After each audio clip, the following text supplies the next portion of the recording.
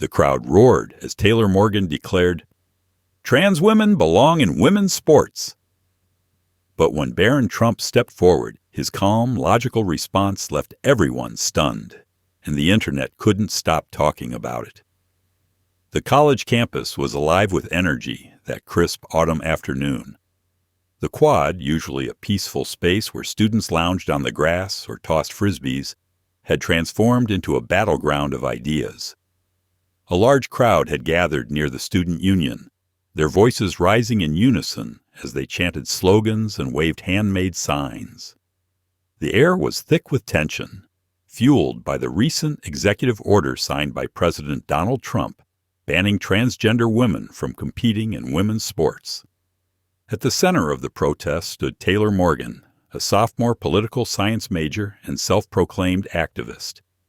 Taylor was in his element, gripping a megaphone as he paced back and forth on a makeshift stage. His short, spiked hair, dyed electric blue, caught the sunlight, and his leather jacket, covered in pins and patches, seemed to amplify his bold personality. "This is about equality," Taylor shouted, his voice echoing across the quad. "This is about standing up to oppression and saying, 'No more! Trans women are women, and they deserve the same opportunities as anyone else.'" The crowd erupted in cheers, their signs bobbing in unison. Slogans like "No justice, no peace," and "Trans rights are human rights" were scrawled across poster boards, and rainbow flags waved proudly in the breeze. The energy was electric, a shared sense of purpose uniting the students in defiance of what they saw as an unjust policy. But not everyone was there to cheer. Barron Trump, a freshman at the college, was walking across the quad on his way to the library. At 19, Barron was already a striking figure, his tall frame and composed demeanor setting him apart. Dressed in a simple navy sweater and khakis, he exuded a quiet confidence that contrasted sharply with the chaos around him. He wasn't there to join the protest or even to observe it. He had a paper to write and was focused on his studies. Taylor, however, had other plans. As Barron passed by the edge of the crowd, Taylor's sharp eyes caught sight of him. A smirk spread across his face as he raised the megaphone. "And look who it is," Taylor declared, pointing toward Barron. "The son of the man who signed this hateful order. Tell me, Barron, do you agree with your father's decision to ban trans women from sports? Or are you just here to spy on us?" The crowd turned to look at Barron, their eyes filled with curiosity and, in some cases, hostility. A few students whispered to each other, while others crossed their arms, waiting to see how he would respond. Barron stopped in his tracks, his expression calm and unreadable. He hadn't planned to engage, but now all eyes were on him. Slowly, he turned to face the crowd, his tall frame towering over the sea of students. "I'm not here to spy on anyone," Barron said, his voice steady and measured. "I'm just on my way to the library." Taylor wasn't about to let him off the hook that easily. "So, you're not even going to defend your father's bigotry?" he shot back, his tone dripping with sarcasm. "Or do you agree that trans women don't belong in sports?" The crowd murmured in agreement, their attention now fully on Barron. Taylor's words hung in the air, heavy with implication. But Barron didn't flinch. He took a step closer to the stage, his hands in his pockets, and looked up at Taylor. "This isn't about bigotry," Barron said, his voice calm but firm. "It's about fairness." The crowd fell silent, their curiosity piqued. Even Taylor seemed momentarily taken aback by Barron's composed demeanor. But the silence wouldn't last long. The stage was set for a clash of ideals, and neither side was willing to back down. The crowd fell silent, their attention now fully on Barron. Even Taylor seemed momentarily taken aback by his calm demeanor. But the silence wouldn't last long. The stage was set for a clash of ideals, and neither side was willing to back down. The quad was silent for a moment, the kind of silence that comes before a storm. All eyes were on Barron Trump as he stood at the base of the makeshift stage, his calm presence a stark contrast to the fiery energy of the protest. Taylor Morgan, still gripping the megaphone, leaned forward with a smirk, ready to pounce on whatever Barron had to say. "Fairness?" Taylor repeated, his voice dripping with sarcasm. "You want to talk about fairness? Let me tell you what's not fair. Trans women being excluded from sports just because people like you can't handle change." The crowd erupted in cheers and applause, emboldened by Taylor's words. But Barron didn't flinch. He waited for the noise to die down before speaking, his voice cutting through the tension like a knife. "Fairness isn't about excluding anyone," Barron began, his tone steady and deliberate. "It's about ensuring that everyone has a fair chance to compete. And when it comes to sports, biological differences matter. Ignoring that doesn't create equality. It creates an uneven playing field." A murmur rippled through the crowd, some nodding in agreement, while others crossed their arms in defiance. Taylor, however, wasn't about to let Barron take control of the narrative. "Biological differences?" Taylor shot back, his voice rising. "That's just a fancy way of saying you think trans women aren't real women. Admit it, Barron. You're just like your father. You don't care about equality. You care about keeping people like us out." Barron's expression didn't change. He took a step closer to the stage, his tall frame towering over the crowd.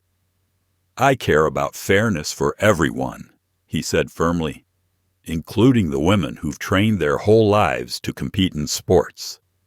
This isn't about excluding anyone. It's about protecting the integrity of competition. If we ignore the science, we risk undermining the very thing that makes sports meaningful." The crowd was divided now, some clapping in support of Barron's measured argument, while others booed and jeered. Taylor, sensing his grip on the crowd slipping, raised the megaphone again.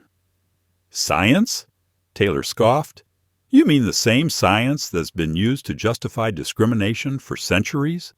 The same science that said women couldn't vote or that segregation was okay? Spare me, Barron. We're not going back to the Dark Ages." The crowd roared in approval, their chants of "Equality now" echoing across the quad. But Barron remained unfazed. He looked up at Taylor, his gaze steady and unyielding. "Progress isn't about ignoring reality," Barron said, his voice cutting through the noise. "It's about finding solutions that work for everyone. If we want true equality, we need to have honest conversations, not just shout over each other." The crowd quieted slightly, the weight of Barron's words sinking in. Even Taylor seemed momentarily at a loss for a response. But the moment didn't last long. A voice from the crowd shouted, "You're just a privileged kid. What do you know about fairness?" Barron turned toward the voice, his expression calm but resolute. "Fairness isn't about privilege," he said. "It's about principles. And principles don't change just because they're inconvenient." The tension in the air was palpable as the crowd processed Barron's words. Some students began to lower their signs, their expressions thoughtful. Others, however, doubled down, their chants growing louder and more aggressive. Taylor, sensing the need to regain control, raised his megaphone once more. "This isn't about science or fairness," Taylor declared. "This is about standing up for what's right. And what's right is making sure trans women are treated with the same respect and dignity as anyone else." The crowd cheered again, but the energy wasn't as unified as before. Barron, sensing the shift, took a step back and addressed the crowd directly. "I agree that everyone deserves respect and dignity," he said, his voice carrying over the noise. "But respect goes both ways. If we want to create a world where everyone feels included, we need to find solutions that don't come at the expense of others. That's not exclusion. That's fairness." The crowd was silent again, the weight of Barron's words hanging in the air. Even Taylor seemed momentarily subdued, his fiery rhetoric unable to fully counter Barron's calm logic. The protest, once a unified force, was now a fractured mix of cheers, murmurs, and thoughtful silence. If you're enjoying this story so far, give this video a thumbs up right now. Where are you watching from? Type your state in the comments below. I love seeing all the patriots tuning in from across America. And if you haven't subscribed yet, what are you waiting for? Hit that subscribe button and join our community. Now let's continue with what happened next. As the protest began to wind down, students dispersed in small groups, their conversations buzzing with the day's events. Some praised Taylor for his passion, while others admired Barron's composure. But one thing was clear. The debate was far from over. Taylor, still standing on the stage, watched as Barron walked away, his tall figure disappearing into the crowd. For the first time, Taylor felt a flicker of doubt. Barron's arguments had been logical, measured, and impossible to dismiss outright.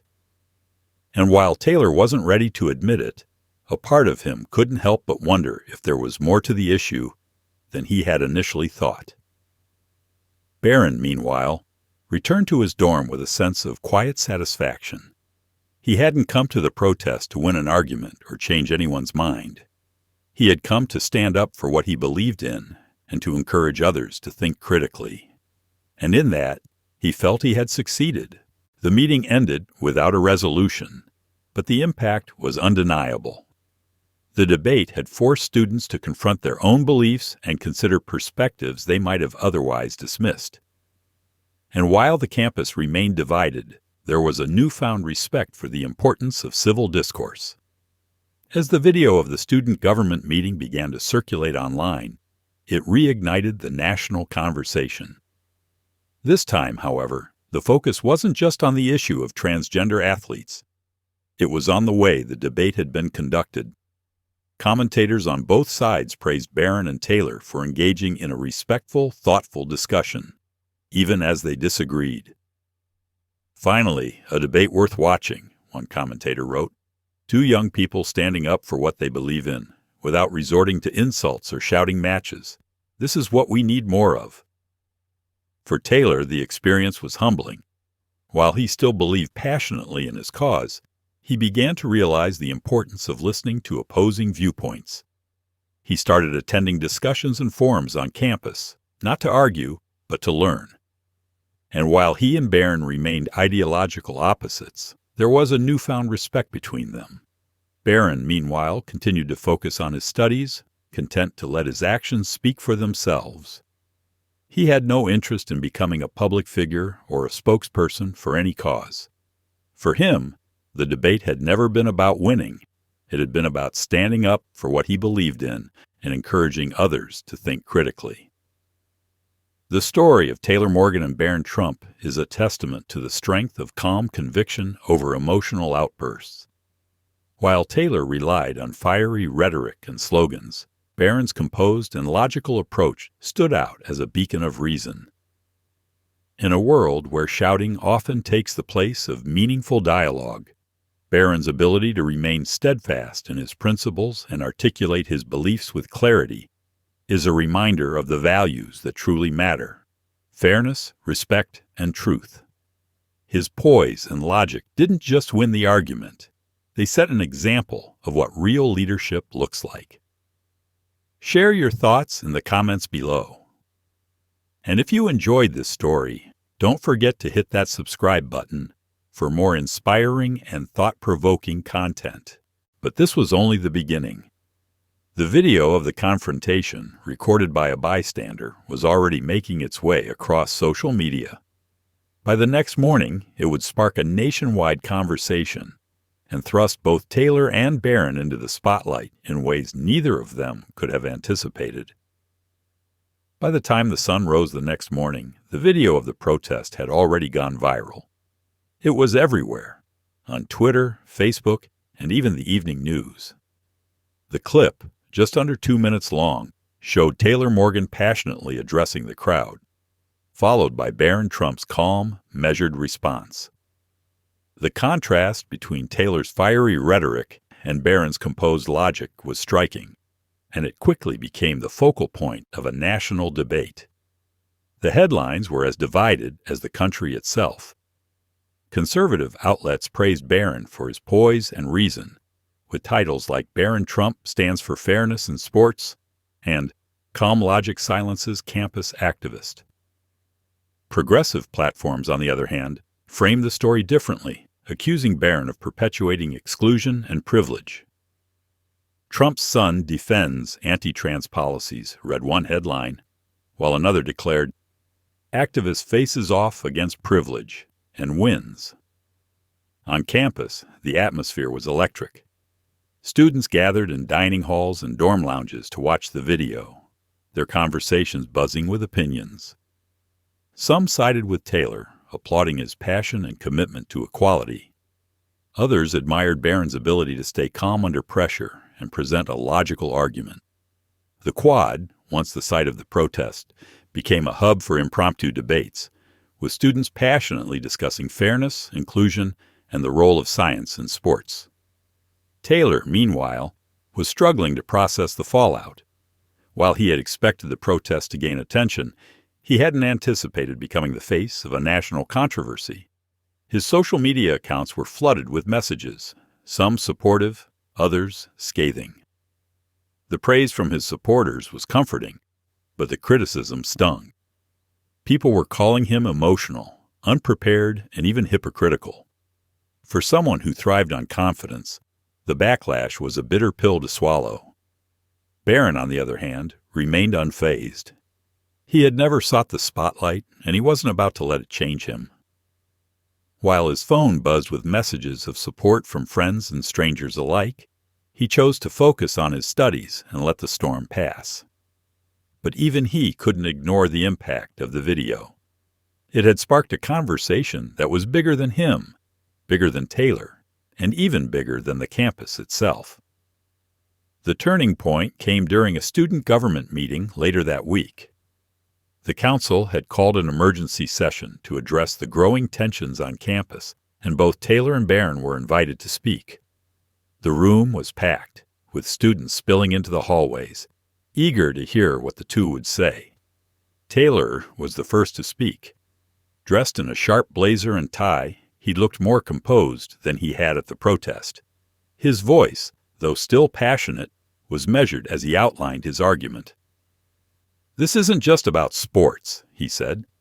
"It's about recognizing the humanity of transgender individuals and ensuring they have the same opportunities as everyone else. Exclusion is not fairness. It's discrimination." The room erupted in applause, but Barron remained calm. When it was his turn to speak, he stood up, his tall frame commanding attention.